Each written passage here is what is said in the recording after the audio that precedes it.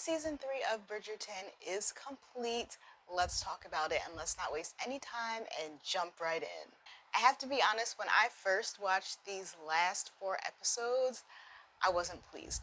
But when I rewatched and paid closer attention, I realized that there were many things that shined in them, which I will talk about now. First, I want to talk about the familial relationships between the mothers and daughters that happen, starting with Mama Bridgerton and Francesca. Mama Bridgerton held so tightly to her children's love stories being like hers, but all of that changed with Francesca. Francesca's relationship to John was different, and that's what her mom had to realize, which is what happened in the conversation they had before the wedding. Mama Bridgerton had to learn how to completely let go of the expectations that she had for Francesca and how she found love and the life that she wanted to live.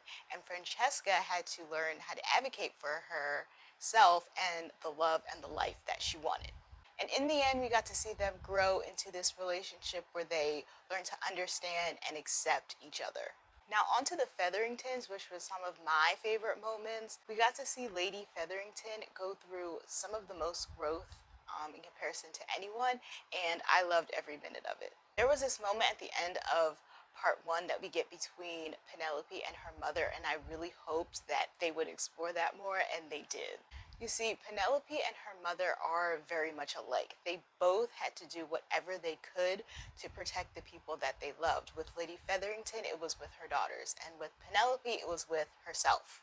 And that is exactly what they learned in the conversation that they had in the finale. Her mother had to be completely honest and transparent with how she had to do whatever she could to raise her daughters in a society that teaches that women can't have anything without a man. And Penelope had to make her mother understand that what she did as Lady Whistledown, she did in order to protect herself from being this lonely spinster who would have spent the rest of her life living with and taking care of her mother. And once they were able to come to that understanding with each other, they were able to respect each other, and now they have a much better relationship. I also noticed that with Lady Featherington changing the way she behaved with Penelope, that allowed her sisters to start treating her better.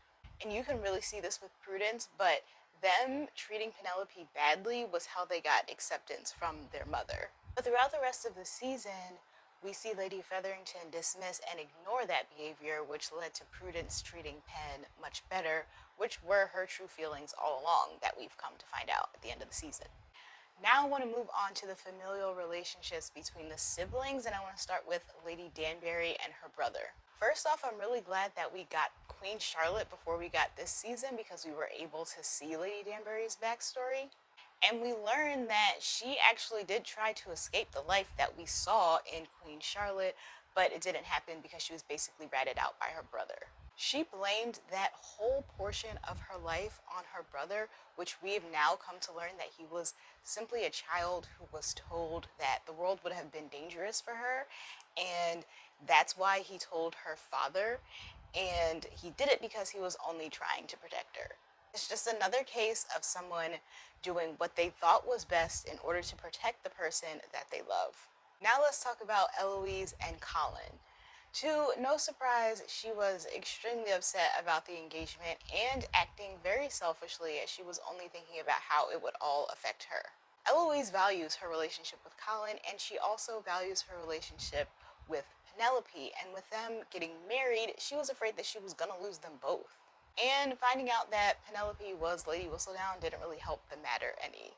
Understanding all of this explains her behavior, but once she started to take Colin's feelings into consideration and just wanting him to be happy at the end of the day, she was able to start mending her relationship with Penelope. I also want to talk about the conclusion of Eloise's story in this season because I actually did like it. We all know how Eloise feels about the Ton and how she feels about the society that she lives in. She's been talking this talk since the beginning of the series, but like Cressida said, all she does is talk. But now she is taking action by leaving and going to Scotland with Francesca because essentially Eloise is lonely in the Ton. she is kind of like the only one who has this way of thinking. And she herself figured out that she needs to leave and see the world in order to basically find her people. And I just hope that she's able to do that. And now on to the main love story of the season. I think we were all expecting it to be between Penelope and Colin, but it actually ended up being between Penelope and herself. This whole season was about Penelope learning who she is and loving herself for who she is. All this time, she and even others tried to separate herself from Lady Whistledown, but she is Lady Whistledown. All of the things that Lady Whistledown gives her, a voice, confidence, power, she can possess as Penelope. And to be honest, I'm not mad that that's the main journey that we got to see Penelope go through this season. There were some things that I didn't particularly like with this season that I do need to mention, and the very big main one was with Cressida. The thing that really upsets me the most is that they actually made us empathize with her by showing us why she is the way she is, and then they just dropped the ball. We learned about her home life during this season and that her dad is an awful person, and even though her mom knows that, she is absolutely no help at all. And her life was really about to mirror Lady Danbury's with this whole arranged marriage, which is why it wasn't at all surprising that she pretended to claim to be Lady Whistledown.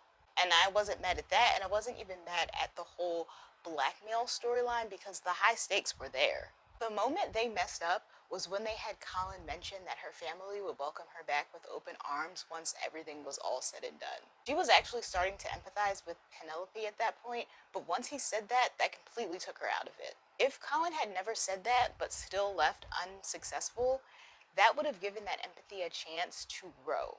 And that could have led Cressida to opening up to Penelope and Eloise about her home life, which could have led to them helping her escape the life that she was trying to escape from, living with her aunt, and be able to live the life that she wanted to live.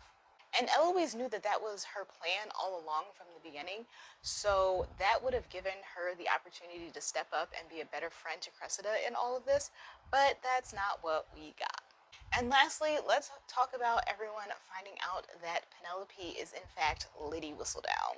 With all of the buildup, especially with the Queen, the follow through was actually lackluster. And honestly, this entire season, I was just questioning what the Queen would do once Lady Whistledown was revealed, because it was very clear that she really enjoys this game that they are playing with each other. Lady Whistledown even said to the Queen that she and Lady Whistledown are alike because they're both basically trying to stay in the game, which I 100% agree with, and also that it's no fun to end the game early, but that's exactly what she did. I do think that there was always going to come a time when Penelope was going to have to come clean. I think that what the Queen realized and what led her to accept the reveal was that it was never really about keeping Lady Whistledown's identity a secret or needing to know who she is, but about what Lady Whistledown brought to the Ton, which is life. The Ton thrives off of Lady Whistledown, and they even get a sense of celebrity or notoriety when she mentions them in her column that they probably wouldn't get otherwise. But ball after ball and promenade after promenade gets boring after a while. Lady Whistledown keeps things interesting, which is why they eventually accepted her and let her continue the column as Penelope. And Penelope knows that she has to be better with her words now. So now the Lady Whistledown column is not so different from those small town community newsletters that just tell all the business. Overall, this season ended up being about everyone learning, understanding, and accepting themselves and the people around them. It was about seeing everyone learn that they were all just doing what they could to protect the people that they love, and I enjoyed that. So as always, let me know your thoughts on the season in the comments, and remember, govern yourselves accordingly. Bye.